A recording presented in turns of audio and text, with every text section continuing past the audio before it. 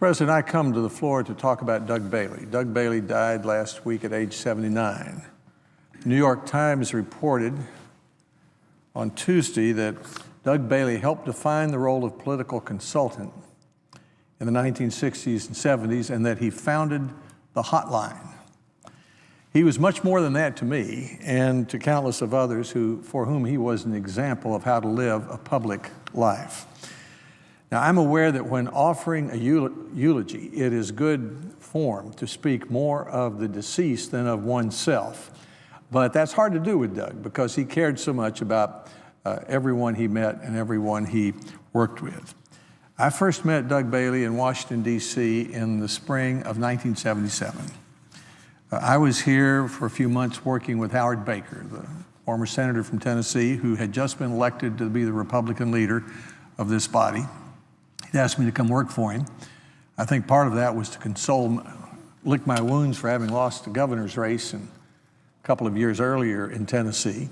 There wasn't much prospect for a political future for me then because the Nashville Tennessean had written there wouldn't be a Republican governor in Tennessee for another 50 years. So I was here in Washington, and I became energized by the Republican senators. It looked to me like Jimmy Carter was already in trouble. And my friend Wyatt Stewart introduced me to Doug Bailey.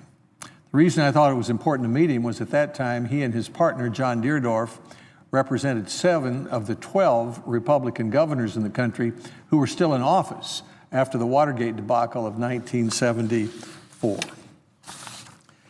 Doug came to Nashville, sat down with my wife, Honey, and Tom Ingram and me, and we talked about the idea of another governor's race, this time in 1978. Doug's view was that I had lost, among other things, because I wasn't a very interesting candidate, that I'd campaigned in a blue suit and talked to Republicans and to Rotary clubs.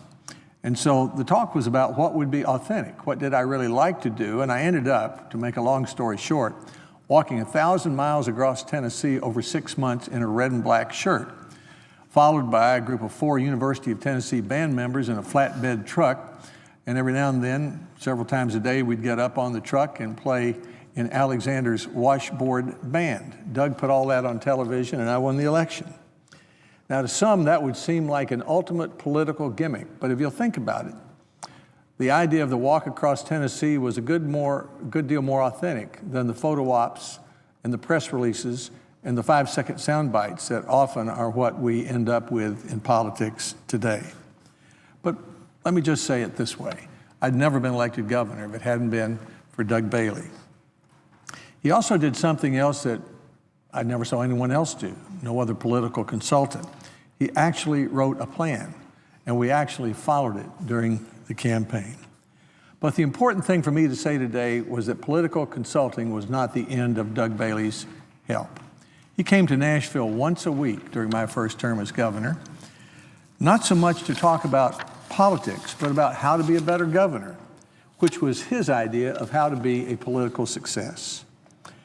Our conversations were usually not about how to follow, but how to lead, how to deal with the political implications, for example, of wanting to have 3 big road programs and do it on a pay-as-you-go basis so we could attract the auto industry to our state without running up debt, and to persuade all the Republican members to vote for 3 gas tax increases, which every single one of them did.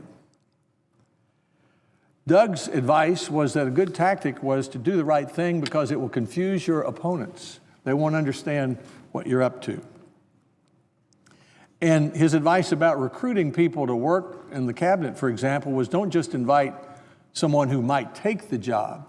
Make a list of the 4 or 5 best persons to do the job, and then ask the best one. You might be surprised. That person might be waiting for an opportunity to serve in public. That was some of the best advice I ever got, because some of the best persons were waiting for the right opportunity for public service. All this sounds hopelessly naive in a time, especially today, when there's so much cynicism about politics. But that's the way it was then, and that's the way I was trained, and that's the way I tried to do my job. I would wake up every day literally thinking about almost nothing else other than how I could help our state move ahead. I called Doug Bailey throughout the last 30 or 35 years whenever I needed good advice. I called him when the Democrats swore me in early to remove a corrupt governor who was selling pardons for cash in Tennessee. And he gave me a few words that I used to speak to the public on that day. One of the best pieces of advice he gave me when the first President Bush called me, when I was University of Tennessee president, President Bush asked, I knew that he was going to ask me to be the new education secretary. I had about 2 hours to think about it. Doug said, ask these two questions. One, Mr. President, may I come up with a plan subject to your approval? And two, may I then go recruit a team subject to your approval? Well, that may not seem like much, but after I was announced by the president, I walked into the White House personnel office. They tried to tell me who to hire, and I said, I don't have to do that. I already have the president's assurance that I can recruit a team subject to his approval, and I was able to recruit David Kearns, former head of Xerox, and Diane Ravitch, and others who never would have ended up in President Bush's administration, and he was delighted with that, the president was. Doug always had a project. Some of them were zany. Some of them were downright brilliant. One of the most recent was to try to persuade someone to run for president on an independent ticket online. He didn't succeed at that. He was starting another project when I saw him last at a dinner at the end of January in Washington this year. Ironically, Doug Bailey was an expert in the technology, TV ads, and the hotline, which have contributed to today's polarization in politics.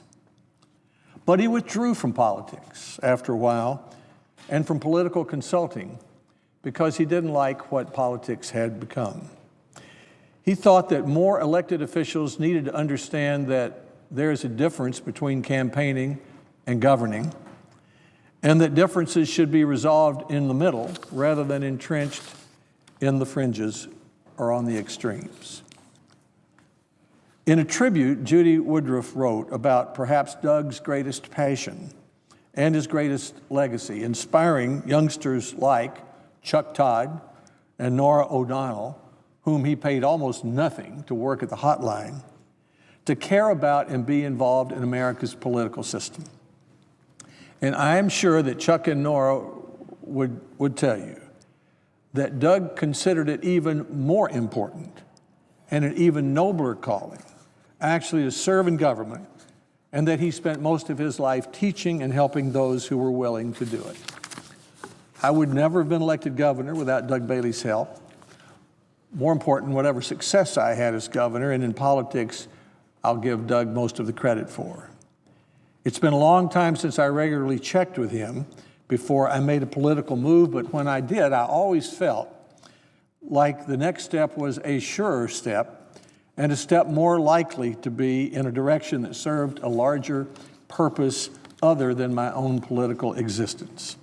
I've never known a person who cared more about each person he met and every issue he tackled. So I wanted to come to the floor today and express this tribute to a public life well lived and to offer my condolences to his wife, Pat, his children, Kate and Edward, his brothers, and his grandson. Mr. President, I ask consent to include, following my remarks, the New York Times story about Doug Bailey's death and Judy Woodruff's blog about his passing. It has afterwards lots of comments from other people, and I've not seen a blog in a long time where all the comments are positive. Usually that's not the case. Without objection. Thank you, Mr. President. I yield the floor, and I notice the absence of a quorum.